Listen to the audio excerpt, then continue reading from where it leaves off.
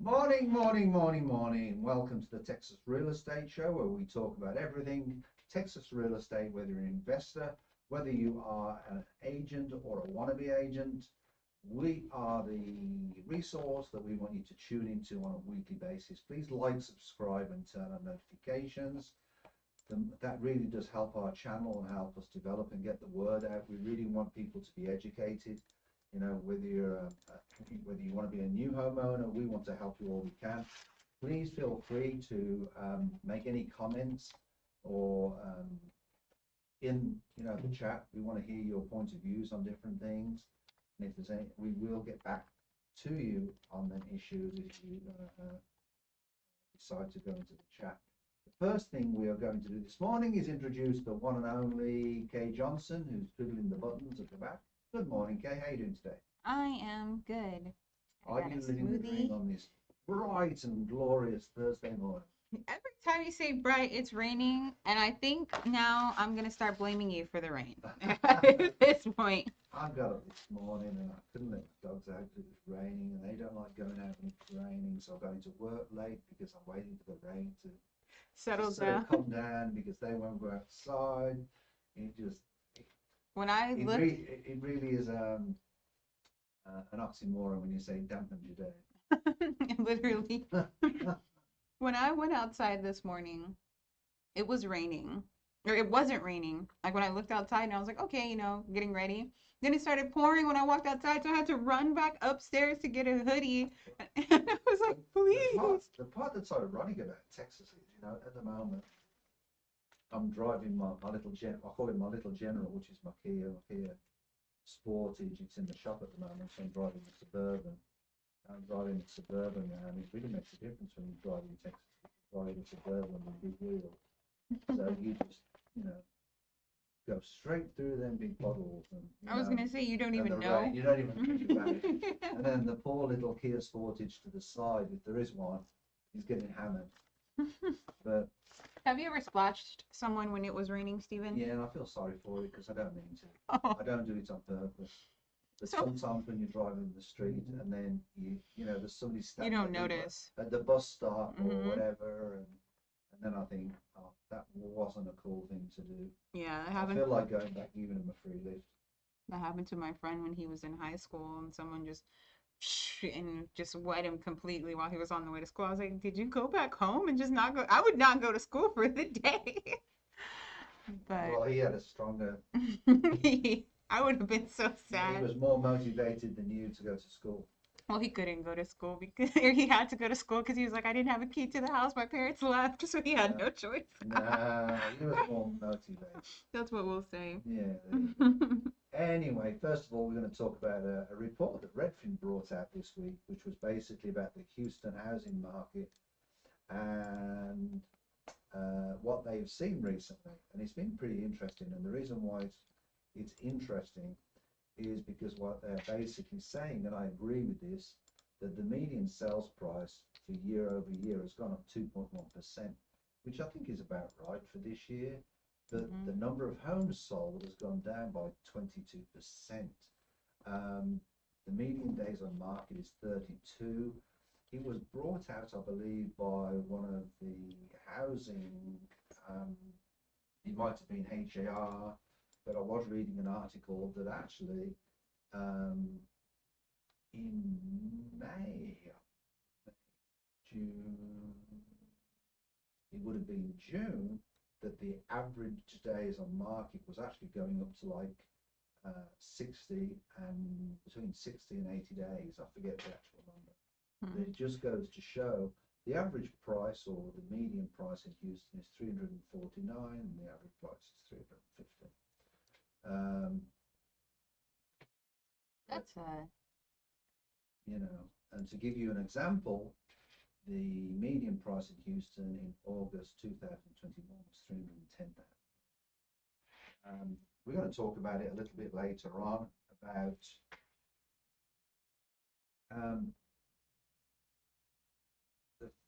how we feel that the housing trend and the prices of Houston are going to go up. I don't feel that it's necessarily, sorry about that, I don't feel that the prices are going to come down. I think there's going to be a steady increase in Houston. Houston has never really seen where prices fall. We had the 2008 crisis, but the prices didn't really come down a lot. They might have come down, you know, at the most 10%, but within 12 months, 15 months, they was back up there again. So Houston, for some reason, is a little bit more of a versatile area in relation to, you know, prices and fluctuations. How about you, Kate? Do you have any comments on that? Houston's a hard to kind of read market, I think. They're saying that the sale to list price is 97%. Yeah. So I think that's about right. Homes sold above list price is 16%. That's pretty high. You know, homes sold with price drops is 32%. That's pretty high. Yeah. I think that, you know, we're kind of on a constant trend. Like we always say, the prices of housing rises. You know, it's probably going to be one of the things that makes, you know, it's housing prices are going to rise, right? The issue is that people can't afford houses because, you know, people don't have the right income or right have, you know, certain things. So I would love it to change to where we could have a little bit of a better economy, you know, so that people can, so we can get these houses moving because 22%, do you think that that's high? Like less? Oh, That's yes. like Yes. the number of houses are less because of that. There's a shortage of inventory, and the builders are very smart. When they start to drop their prices, then they'll cut back on the inventory because there's no point on them, you know. Yeah. Like The new home builders are very manipulative to the market. I'm looking at May 2022, and there were 2,700 houses, or sorry, June 2022, 2,700 houses sold during that time, and whereas we have June 2023, and it went down to 1,900. So there are things where I'm like, I hope we can get back to where people are actually purchasing homes and are able to purchase homes too. It's the ability to purchase the If you homes. scroll down to the bottom Mhm. of the sheet that we're looking at and discussing, Mhm. this is what I think is interesting. This isn't helping the situation because you've got people moving to Houston. Do you see that? Mhm. And people moving from Houston. If you look at the people that are moving to Houston, you're looking top is Los Angeles, New York, Dallas, San Francisco, Washington, Seattle, Chicago, Miami, San Diego, Boston. You want to buy a house in Los Angeles, you're looking around $1 million. You can buy a lot. You can buy a super duper house, you know, in Houston, maybe on a little bit of land, equally for what you can, you know, pay over there. So that's what I think is it's pretty interesting, you know, to see where people are moving from. So it's heightening the competition for the houses. What you have to consider is if somebody's selling a house in Los Angeles, the chances are if they're selling the house in Los Angeles, they've got a wad full of cash. Yeah. And, you know, if they've got any equity in that house, they've got a big wad of cash. Mhm. So they can just come down to Houston and pay for a cash offer. If you're a seller, You're gonna take that. you're going to take that. That's what happened when I tried to rent a house. I found a house that I really, really liked when I was trying to rent in San Antonio. And we saw so many houses that every time we were like, we started signing the paperwork to start renting the house. Somebody from California was coming to rent it, and they're like, oh, we'll pay you, you know, 5 months in advance. And I'm like, I can't pay you 5 months advance rent. Like, that's crazy. There's a lot of investors at the moment that are asking for 3 months. Mm-hmm. That seems a pretty common stat, that's what people are looking for. Now, what's interesting is if you're looking at what moving from Houston, let's just change the narrative a little bit.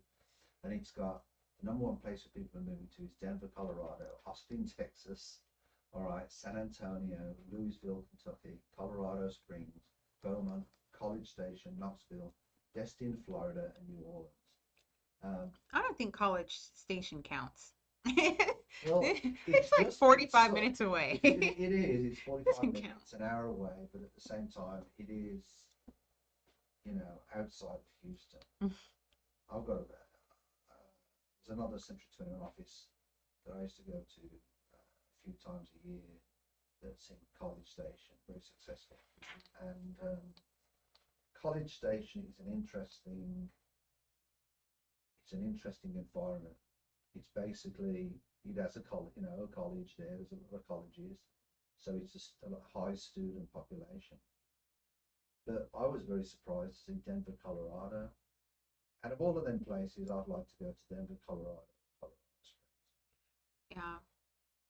Them are the two places. I don't want to go to Destin, Florida. I'm not a Florida lover. I don't know why anybody would want to go to Destin, Florida. I definitely don't want to live in New Orleans. But Yeah. I like visiting New Orleans for a bit of gambling and beignets and coffee. But pretty interesting, really. Yeah. I know. A lot of people, I mean, the influx of people is still much higher than the amount of people that are leaving. So that was pretty interesting. But yeah, our home prices, I think I still have hope, but it is Hope for what? just that people can get them. I want people to be more confident in the fact that they can get them. I've seen a lot of people say you should just not even purchase a house. You should just rent instead because currently renting is a little bit cheaper. I think that's a younger point of view. Hmm. There's even some of the older people. I've got one lady that's 74 years old, and she said, "I don't want to own a house." Yeah. So She's leased from me for maybe 4 years, 5 years, and she said, "I don't want to own a home. I don't want, I want to be in a position where if I want something fixed, I just pick you up." She called me up last night. She had a water leak. All right.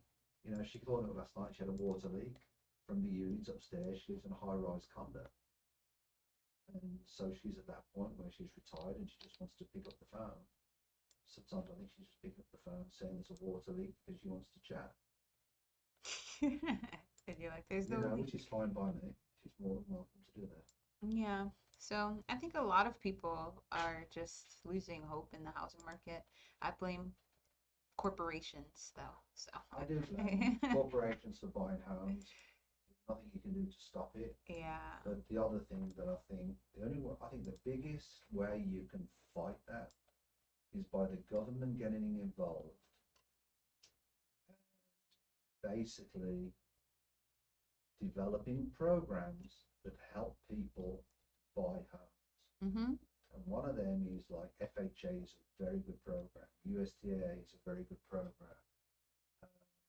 But I think one of the programs that was very successful in Europe and the UK in the 80s, and it was called a buying program, which was a shared program between the local council and a homeowner. So the homeowner would pay the mortgage, or half of the total value of the mortgage, and then what they would do is pay half of the rent, what it would be in that area. The prices were set. Yeah. And over the years, they would actually buy into more and more equity. It wasn't a rent to own program because it was actually,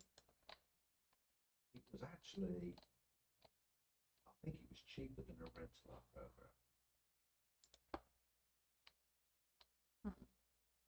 Because you're renting the property, so you're paying for that, so there's no interest.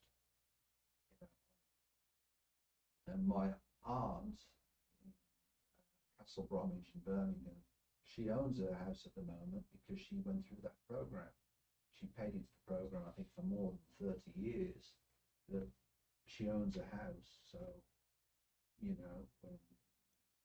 it's time for her to pass it on to the rest of her family, at least her family, her daughter and a son, have something of worth. So next point, home builders thrive as inventory sales fall, correct? Mm-hmm. All right, we're going to talk about a lot of new home builders at the moment. Their home sales are falling because their inventories are climbing, and this is a basic rule of supply and demand. So basically, what happens is the latest data of new existing home sales underscore the challenges of the housing market. While inventories are increasing and sales are declining, the prices of existing homes continue to reach new highs.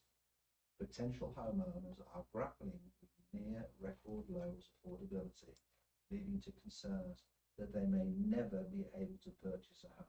Despite affordability being a significant hurdle, some developments suggest that control of the market is shifting from sellers to buyers. So basically what's happening in this situation is some of the new home builders are getting very, very worried about the situation because they're holding inventory. Basically what's happening is they're holding the inventory and, you know, sometimes they've got to reduce their prices or make more concessions to the new buyers coming in. But for everybody out there, I would suggest to go get a realtor, an experienced realtor, if you are going to a new home builder, because new home builders, they know all the tricks. And not the real estate agent that the home builder refers to you. Correct. Not those people. Because there's so many tricks that they use. There's so, they really do. Some home builders, they don't do the grading properly, so that when it rains, the water literally flows into the house. I've had that in one instance that I did a deal on. They had to redo the grading for the house. If she had closed on the property before we got into that, then what would happen when it would have rained, the way that the building was set up, everything, when it would have rained and everything would have gone literally through her house, and effectively acted as what they call a floodway, where basically the water just would have went straight through the house to drain into the retention pond, which was at the rear of the house. So that wouldn't have been a good situation whatsoever. They will throw in appliances, they will throw in anything you can think of to get the price of that house up. Please remember that the people in that work for the new home builders are normally not licensed agents, so they don't have to tell you the truth. All they have to do is to tell you the truth, is to tell you the facts of the house, which who is to say what is a fact and what is not a fact as far as a home builder is concerned. So very true. Yeah, so I was looking at the graph on this, down towards the bottom, and it says the aggressive markdowns of new homes have created an unusual situation in the market. New homes are typically more expensive than existing homes. However, data last month showed the median new homes now sells for less than the median existing home, and we have. And that is correct. That's normally how it is. New homes are normally more expensive than existing homes. Yeah. So. But what they're doing is because they've got the inventory, they're panicking a little bit. I mean, on the bottom of this, if you say you want family homes sold on median price, fell 15% nationally. Yeah. So that's it is quite a bit. It's a big jump, and so now the average median home price. I was talking to a builder that we normally work with, and he was saying he's actually holding off on land he's got south of Houston, and he's actually holding off on the development. He's even looking at changing the use for the development and basically turning it from where he was just going to sell the lots so people could build their own homes. Or if what he's looking at doing now, he's actually turning it into a full rental subdivision. And that's what I don't like. Yeah. I don't like that concept.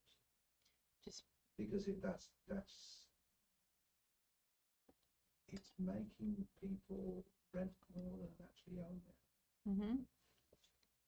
That's what's making it harder to. You know, it's actually shortening the inventory. Yeah. And I think on that lot, if he did that, he was telling me he was hoping to build. I think it was like and that's a lot of homes just out of rentals. What I want to know is these communities that are just rentals for the whole community. I want to know what they're going to look like in 10 years' time. Oh yeah, when people stop caring because they're just renting. Yeah. Because are the investors going to look after the houses like they should do? You know, there's a lot of ifs with the whole thing. But only time will tell on that. So Yeah. are we ready to move on? Hopefully he'll be able to make his money back in 10 years before it goes to crap. So one of the things that we crossed earlier on, we're going to talk about home prices are predicted to stay high till 2026. Our report says, what can buyers do? And apart from pray, what I would honestly suggest that buyers do is learn to budget that more, which I know is tough, but learn to budget more. You know, see if you can get a little side gig and see if you can, you know, get ahead with stuff. I mean, it's tough. I know it might sound hypocritical what I'm saying, that basically you really are better off biting the bullet a little bit. When I bought my first house, I cannot tell you how hard I worked doing the job, coaching, skating, just to buy my first house and the sacrifices that I had to make. When I first came to the country, it was so tough, you know. I think I would have been grateful for a cardboard Olympic box bed. You know, unfortunately, I wasn't. I slept on the floor for the first couple of weeks. But basically, you know, look for some programs that get with the loan officer. There's some good programs there. If you're a veteran, you know, maybe the rules are recently being changed with VA loans since the NAR lawsuit. So maybe you can go out there and get yourself a property. See if you can qualify for an FHA loan. You know, I still believe you need to go out there and get yourself a good real estate agent because they can help you. It's like, to me, when you buy a house, good real estate agents is like going to a library full of books. There's a lot of knowledge there that they can help you with. You know, you can ask for some references maybe. If not, you know, call a broker for a reputable company. I would always say go to a franchise. The reason why I say go to a franchise is because as franchise owners like Century 21, if you're not happy with our service, you can go to corporate. And then corporate will also speak to us about it. There is a standard that is expected, and it has to be delivered. And sometimes they will get involved to, you know, to help any concerns that you have. But basically what people are saying is, you know, there's things that you can do which may help you purchase a home. You know, one of them is leverage the financial assistance, is what we spoke about, which is like FHA, different things out there. You know, the other one is change the location, try and go to more of a location that, you know, isn't so expensive as, you know, it's more of a target location. That might mean maybe a little bit more traveling outside the city, such like. I'll be honest with you, if it was my choice again and I didn't have the dogs, I wouldn't live where we do now, which is a little bit outside the city, although we've got, you know, little on over half an acre, because we've got the dogs. But if the dogs wasn't there, then I personally would like to live in one of the high rises. But, you know, now it says, one of the articles that we're looking at, consider fixer-uppers. The first-time home buyers, I would never recommend buying a fixer-upper. Fixer-uppers will end up costing you,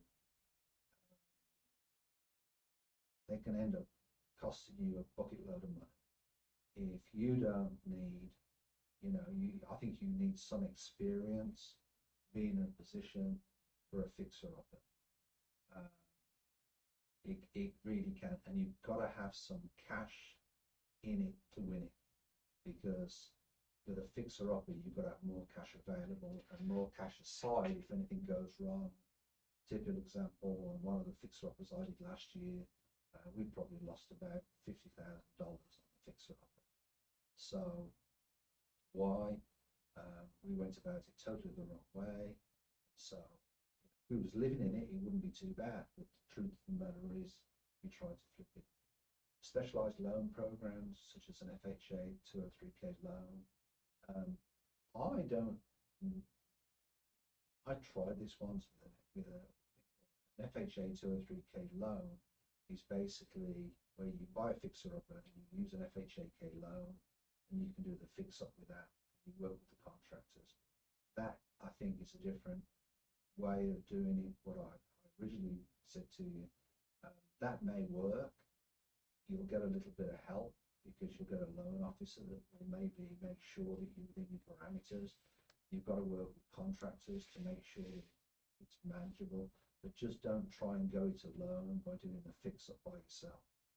That was basically what I said. Create a detailed budget for all renovations. And when I say a detailed budget, what I'm really talking about is a very, very, very detailed budget with line items on it. A co-buyer's strategy that allows you to pull your resources to afford a property, which is basically different individuals get together, a bit like crowdfunding. So are we going down to co-buy now? Okay. Yeah. But basically, I don't think co-buying is good. Whenever I've got involved in a co-buying situation, if something goes wrong, as promised, it becomes, a bit of an argumentative situation.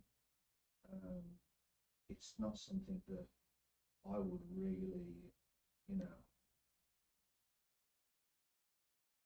I'm not convinced that co-buying is a really good solution. Yeah, I think that's kind of a weird thing. And the other thing is that people need to realize there are some, go to a recognized lender. There are some financial institutions out there that basically, I call it predatory lending. So for people with credit that isn't that good, they charge predatory lending. I'm talking about 15% interest, 18% interest. You'll never, ever, ever pay that loan back. Yeah. So you've got to run the numbers. The most important thing when you buy a property is that you can pay the mortgage, and basically you have the cash flow with a little bit extra each month, because you never know when the next hurricane's coming in, when the next natural disaster's coming in, and you've got to be able to put that little bit away. Yeah, to the side. And then, of course, the next option is to rent the property. Which, if you can afford to buy a house, then go buy a house, because when you pay rent, you're paying 100% mortgage. But as I said, there's some people that prefer to rent because they don't want, my son's the typical example.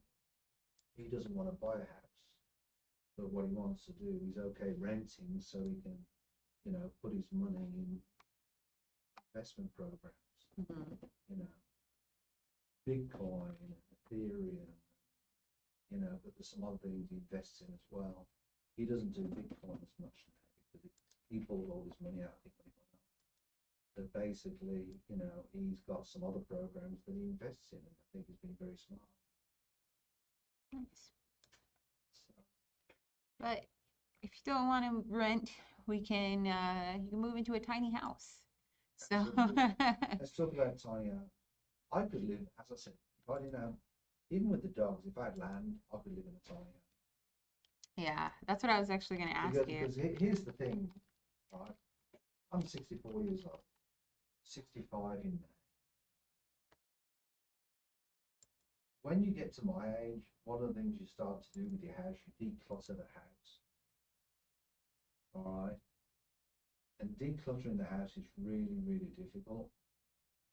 The other thing that I really wouldn't mind doing is having a tiny house where maybe we could go to weekends, you know, and just get out the city, have some land and get out the city. And then that's one thing. You know, the other thing is I really would not mind having a tiny house, you know, on some land. I was And I do think the design of the tiny homes are getting better and better. I was looking at the cost of a tiny house, and it does say, you know, the average home cost of a tiny house is about $50,000. Obviously, not including land, but $50,000. Some, you know, some cost up to $100,000, but it's still cheaper than the median cost in general.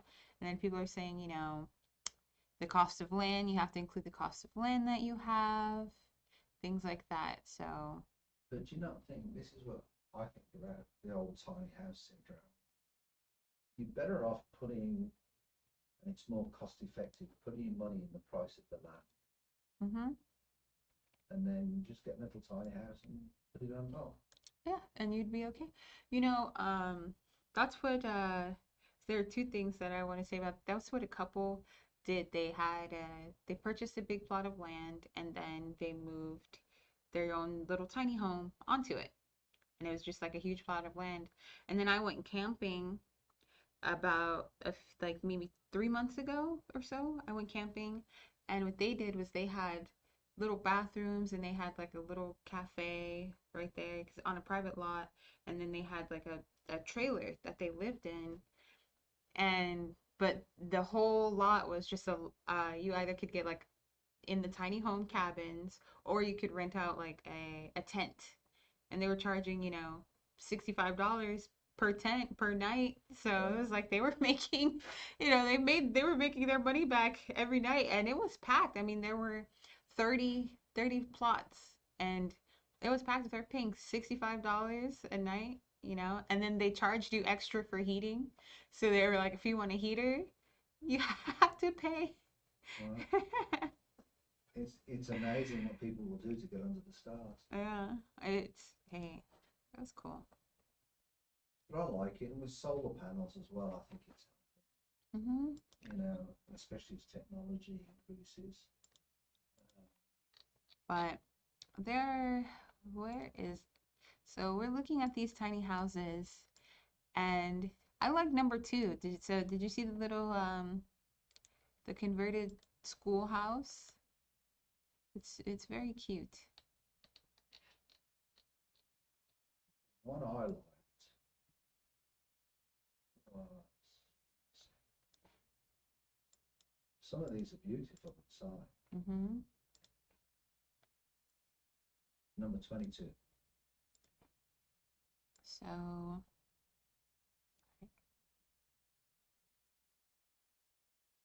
oh yeah, it looks like a little hobbit house.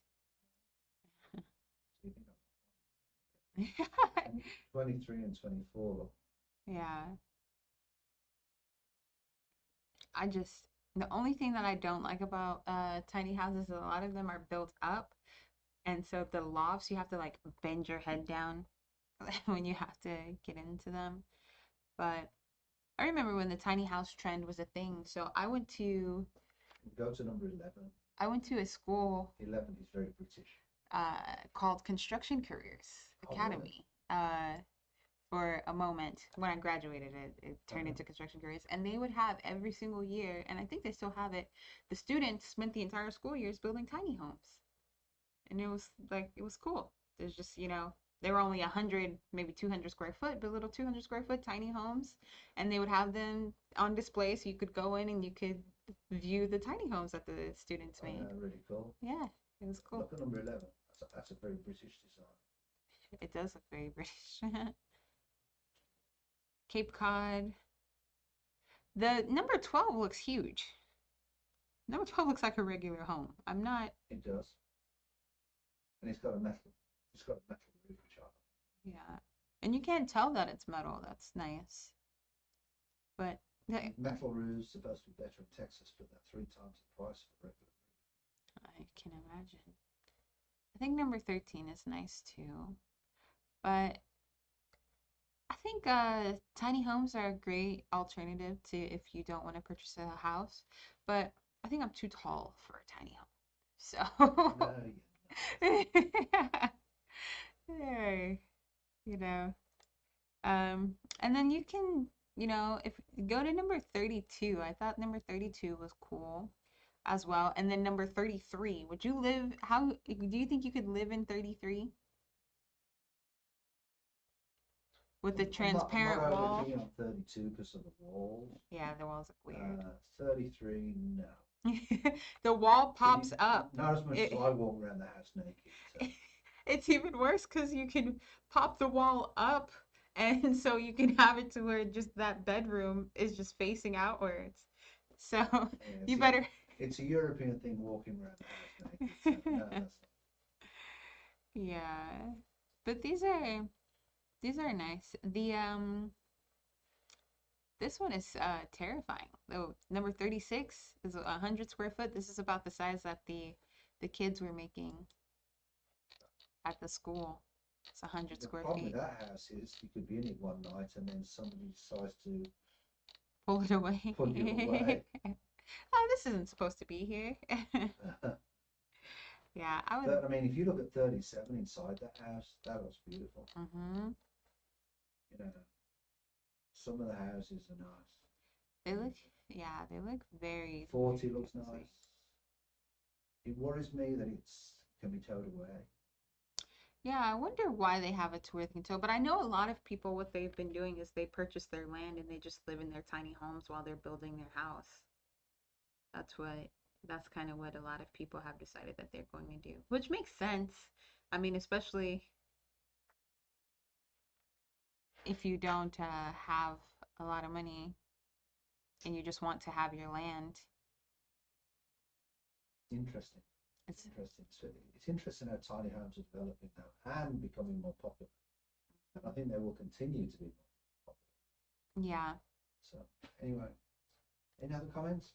Don't have anything else besides today. I'm happy to move out of our little tiny home. But I'd be living in a tiny home. If it was on 5 acres or something like that, and it was near a nice little town, I think that'd be cool. Mm-hmm. You know, be able to walk the dogs to a nice little town with a nice little diner, maybe have a coffee. Yeah. That'd be pretty cool. That would be nice. Yeah. Anyway, so until next time, we wish you all well. Stay dry.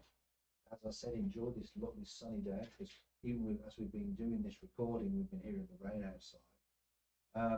So stay calm. Please like, subscribe, and turn on notifications. If you've got any comments about the tiny homes or anything in this podcast, please post them in the chat and we will respond to them as soon as we can. So from me, Stephen Williams, and my associate, Kate Johnson, we would like to say thank you very much for tuning in. And once for this week, ta-da for now, see you later, and all the other good stuff, but ta-da for now.